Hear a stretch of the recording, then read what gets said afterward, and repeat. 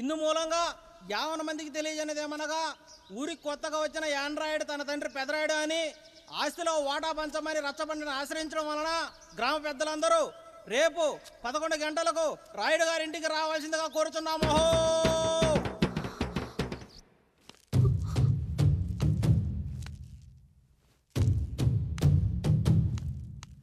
ఎందుకొచ్చారు? తన తాత పాపారాయుడు గారు ఆస్తి తనకు కూడా కావాలంటూ పంచాయతీలో ఫిర్యాదు చేశాడయ్యా.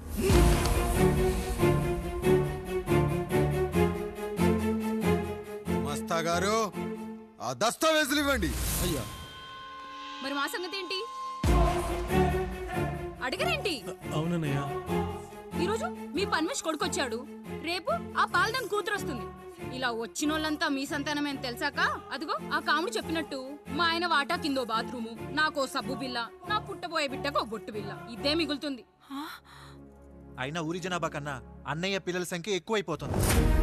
వాళ్ళందరూ ఇంటి మీదకి వచ్చే లోపు మా ఆస్తి మాకు ఇచ్చేస్తే మా బతుకులు మేము బతికేస్తాంగా. అవునన్నయ్య, మా ఆస్తి మాకు కావాలంతే. ఎవరిని పట్టుకుని ఏం మాట్లాడుతున్నారయ్యా? ఉన్నప్పటి నుంచి ఆయన మిమ్మల్ని సాగుతూ ఉన్నారు. ఈరోజు పెరిగి పండయ్యాక మా దారి మేము చూసుకుంటాం అనడం న్యాయం కాదయ్యా, న్యాయం కాదు. ఏ ఆయన నీకో కొడుకునిచ్చాడా? వాడి పేరేంటి? ఐఫోనా? ఎరా ఆస్తి కావాలా? 4 బ్రష్లతో తోముకుంటే ఎక్కడ విడిపోతామో అని నా బ్రష్ టూత్ పేస్ట్ నీకు త్యాగం చేసినప్పుడు అప్పుడు అడగాల్సిందిరా అన్నయ్య ఆస్తి కావాలి అని. ఎరా నేను వాడిపారేసిన లంగోటాలు మార్చి మార్చి చొక్కాలు చేతిగుడ్డలుగా వాడారే, అప్పుడు అడగాల్సిందిరా అన్నయ్య ఆస్తి పంచు అని. నువ్వు 6 నెలల పసికందుగా ఉన్నప్పుడు పాల కోసం ఏడుస్తుంటే నిన్ను తీసుకెళ్లి పశువుల దొడ్లో కట్టేశానే, అప్పుడు అడగాల్సిందిరా అన్నయ్య నాకు ఆస్తి కావాలి అని. మా తండ్రి గారు పాపారాయుడు పోలికలు నాకు, నా పోలికలు ఆండ్రాయిడ్కి. అసలు మా కుటుంబంలో ఏ పోలికలు లేని మీకు ఎందుకు ఇవ్వాలరా ఆస్తి? ఆస్తి లేదు, గీస్తి లేదు. Get out, get out, get out, get out, get out అని నేను అనొచ్చు, కానీ అనగలనట్రా? అనలేను. ఎందుకంటే మీరంతా నా తమ్ముళ్ళు, నా చెల్లెళ్ళు. రక్తం తాగిన దోమ కూడా వెళ్ళేటప్పుడు కృతజ్ఞతగా ఏ మలేరియానో టైఫాయిడో వదిలి వెళ్తుంది. కానీ రక్తం పంచుకొని పుట్టిన మీరు ఈ అన్నయ్య కోసం ఆస్తి కూడా వదల్లేకపోతున్నారు కదరా. గుమస్తా గారు, నా యావదాస్తి నా తమ్ముళ్లకు చెల్లెళ్లకు వాళ్ళ పేర్ల మీద రాయండి. నాకు చిల్లి గవ్వ కూడా అక్కర్లేదు. ఇక ఈ ఇంటికి నాకు ఎటువంటి సంబంధం లేదు. లక్ష్మి, సావిత్రి, మీ చీరలు విప్పేయండి. ఇక్కడికి వచ్చేటప్పుడు ఏ చీరలు కట్టుకున్నారో వెళ్ళేటప్పుడు కూడా అదే చీరలు కట్టుకోండి. వెళ్ళిపోదాం. దస్తావేజులు తీసుకురండి.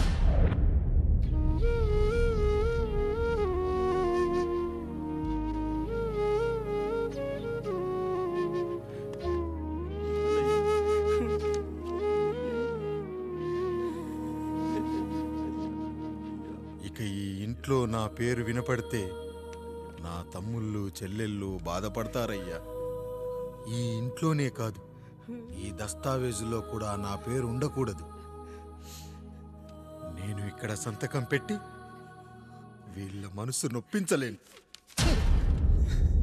అయ్యా, మొత్తం వదిలేసి మీరెలా బతుకుతారయ్యా? ఎండకు నీడలా, వర్షానికి గొడుగులా నన్ను ఇన్నాళ్ళు కాపాడింది. కష్టాల్లో సుఖాల్లో నాకు తోడుగా నిలిచింది. నా నిజమైన ఆస్తిని, కుటుంబ గౌరవాన్ని కాపాడింది. ఇదేరా నా ఆస్తి, అంతస్తు. ఇదే మా నాన్నగారిచ్చిన లంగోట. బంగారం లాంటి తమ్ముళ్ళే లేనప్పుడు నాకు మాత్రం ఈ బట్టలెందుకురా? వెతికిన దొరకదే రూపం, అరి పిలిచిన పలకదే ప్రాణం. వెతికా నువ్వు నడిచిన దారుల్లో, బ్రతికే నువ్వు విడిచిన శ్వాసల్లో. హో నీడనడిగా విడువనని నా ప్రాణం ఏరునడిగా ఊరునడిగా ఎందుకని మౌనం బాధనను విడువనని తడిమినది వెంటపడి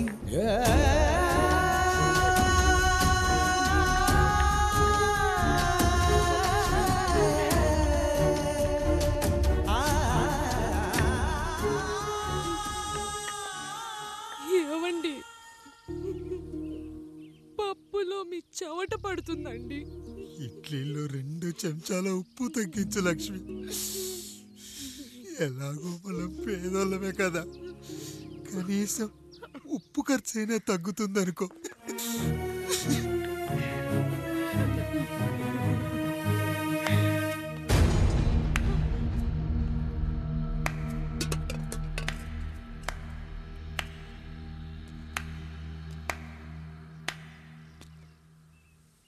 పప్పు రుబ్బుతున్నావా పెదరాయుడు?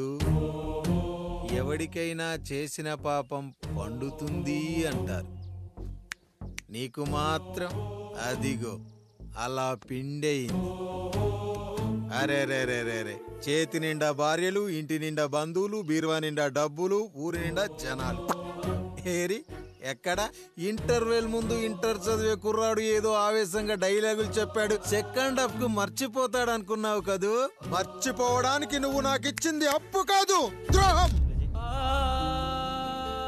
అమ్మ వచ్చిన ప్రతిసారి అడిగేవాన్ని, అమ్మా నాన్నెక్కడా అని. నీ గురించి తెలిసాక నీ ముందుకొచ్చా, నీ బ్రతుకుని ఇక్కడి దాకా తీసుకొచ్చా. పిక్చర్ అభి బాకీ హే మేరా పితాజీ. నిన్నిలాగే వదిలేస్తే ఈ ఆండ్రాయిడ్ తో వదలవు. సామ్సంగ్లు, హెచ్టీసీలు, లెనోవాలు అంటూ కనిపారేస్తూ మా అమ్మ లాంటి వాళ్ళ కోసం తిరుగుతూనే ఉంటావు.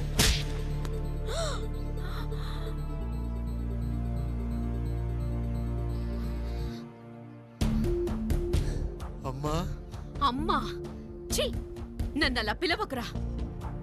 ఎవరిని పట్టుకొని ఎన్ని మాటలు అంటున్నావురా? రాయికి వరమిచ్చిన రాముడు దేవుడైతే, ద్రౌపదికి చీరిచ్చిన కృష్ణుడు దేవుడైతే, నాకు బిడ్డనిచ్చిన ఆయన కూడా దేవుడేరా. ఏంటి, ఇలానే వదిలేస్తే బిడ్డల్ని కంటూ వెళ్తాడా? అసలు ఆయన కంటూ సొంతంగా ఒక్క బిడ్డ కూడా లేడు.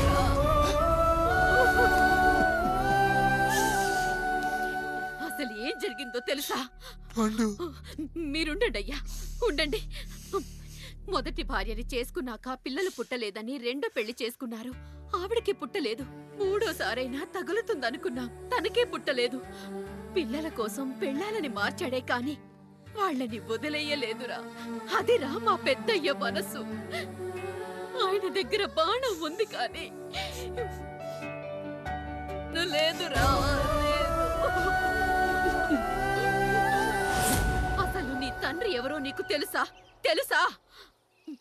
ఇదిగో ఈ కాముడేరా నీ తండ్రి. గేదె నల్లగా ఉన్నంత మాత్రాన పాలు తెల్లగా ఎలా ఉన్నాయనే కదరా నీ ప్రశ్న. దానికి సమాధానం చెప్పాలంటే, ఒక వర్షం కురిసిన రాత్రి నేను 9వ నెల బాలింతగా ఉన్నప్పుడు. పండు పండు, ఇదిగో. ఏమిటండి ఇది? నిద్రలేస్తే నేను, బయటికెళ్తే గంటోడు, పక్కకెళ్తే పాలేరు, ఎప్పుడూ తిరిగే తాయారు. రోజు మమ్మల్ని చూసి చూసి బిడ్డ కూడా జిడ్డు మొహం వేసుకుని పుడతాడేమో అని భయంగా ఉంది. కడుపులో ఉన్నప్పుడు మనం ఎవరి మొహాలైతే చూస్తామో అచ్చం వారి పోలికలతోనే పుడతారంటారు.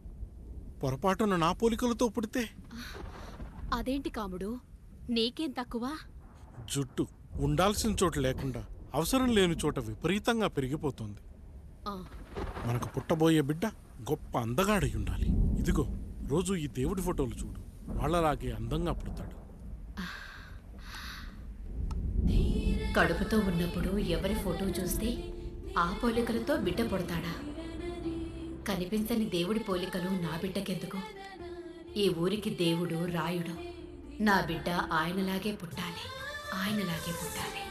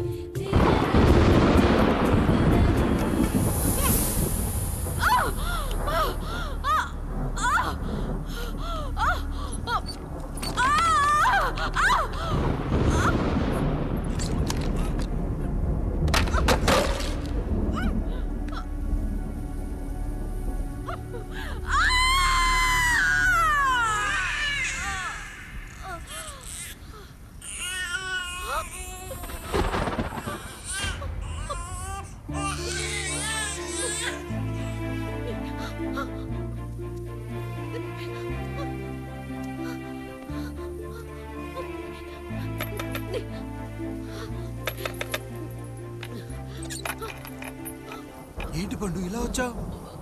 అయ్యా, తప్పు జరిగిపోయింది పెద్దయ్య. ఏం జరిగింది? అసలే నువ్వు ఒట్టి మనిషి కూడా కాదు. ఒక్కసారి ఇటు చూడండి అయ్యా.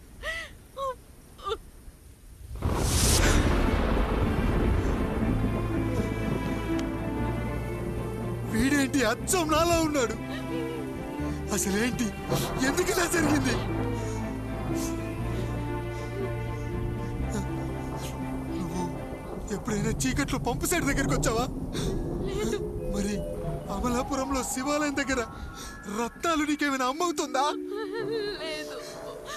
పిఠాపురంలో పద్మం, రామాపురంలో లక్ష్మి, కాకినాడలో సుజాత. అయ్యో దేవుడా, అసలు ఇదంతా ఎలా జరిగింది పండు? అయ్యా, ఇదంతా కాముడి వల్లే అయ్యా, కాముడి వల్లే. కాముడా? కాముడి కుటుంబానికి నాకు ఏం గుర్తు రావట్లేదే. ఎన్నని గుర్తు పెట్టుకోగలను నేను మాత్రం. అయ్యా, అది కాదయ్యా.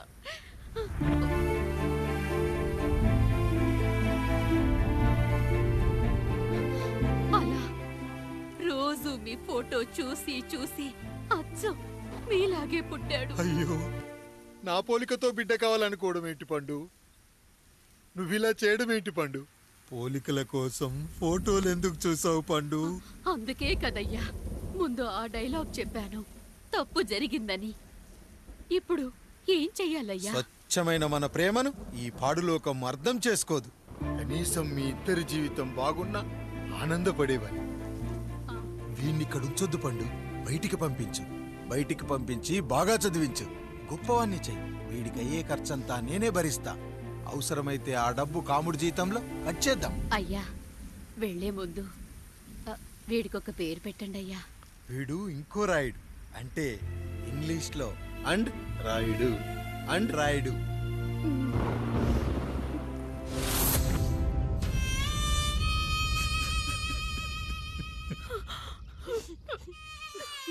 ఇదిరా నీ కథ, నా గతం. నిన్ను చదివించడం కోసం ఆయన మీ నాన్న జీతంలోంచి నెలకి 3,000, 4,000 కోసేసిచ్చేవారు. అప్పుడు ఆయన పడిన బాధ పగవాడు కూడా పడకూడదు. చూసావారా, దేవుడు లాంటి పెద్దయ్యని అనవసరంగా అనుమానించి నువ్వు ఎంత పెద్ద తప్పు చేసావో అర్థమైందా? ఒకడు నిమ్మకాయ పెట్టి పసుపు వేసి ఉప్పు కలిపి పులిహోర చేయొచ్చు, కానీ ఆ పులిహోర ఎప్పటికీ దేవుడి ప్రసాదం. నువ్వు ఆ దేవుడి ప్రసాదాన్ని, ఇక ఆయనే మీ నాన్న. చూసావా అమ్మా, ఈ రోజు నుంచి నాకు 3 అమ్మలు, 2 నాన్నలు. నీకు మాత్రం ఒక్కడే భర్త, నాన్నకు మాత్రం ఒక్కటే భార్య. మా నాయనే. అయ్యా, బిడ్డను ఒక్కసారి ఎత్తుకొని తిప్పండి అయ్యా. బాబు, నాన్నా,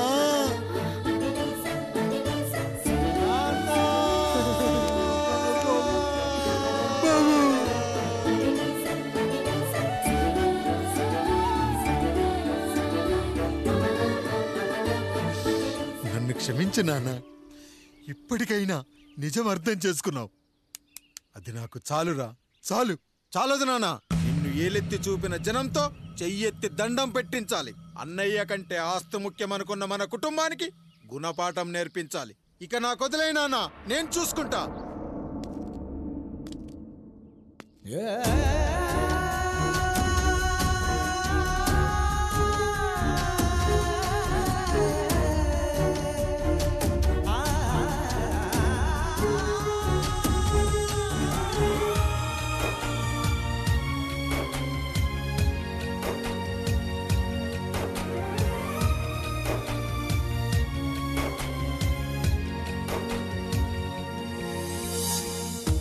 మనసుకే తగిలిన గాయం తుడిచేది ఇంకెవరు?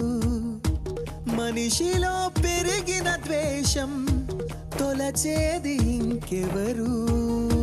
గుండెలో పగిలిందా కన్నీటి పర్వతమే? ఓదార్పు కరువయ్యే బంధాల సంద్రములో జాలి లేదు, కరుణ లేదు ఈ స్వార్థ మనుషులలోన. గురుతులే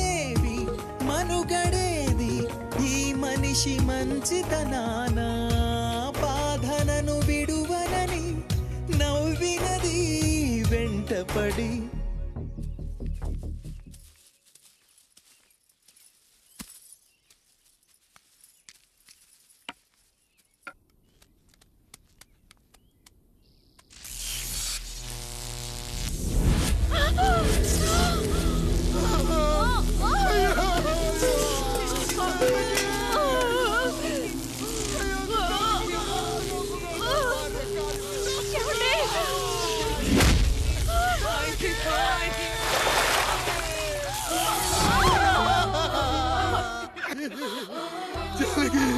అయ్యో అయ్యో చచ్చిపోతున్నావా?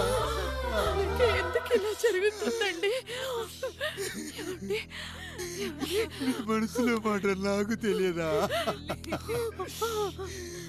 నేను చచ్చిపోతున్నాను, మీరు ఇంకో పెళ్లి చేసుకోండి అని అంటావు కదా. అది కాదండి. అయ్యో మరి ఏంటి జానకి? హాస్పిటల్కి తీసుకెళ్ళండి. హాస్పిటల్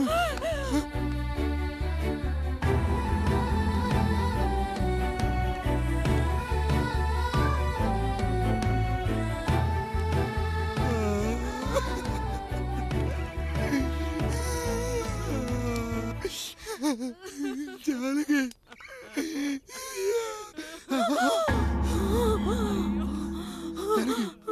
ఏమిటి? నేను వెళ్ళిపోతున్నాను. నా కోసం చివరిగా ఒక పాట పాడండి.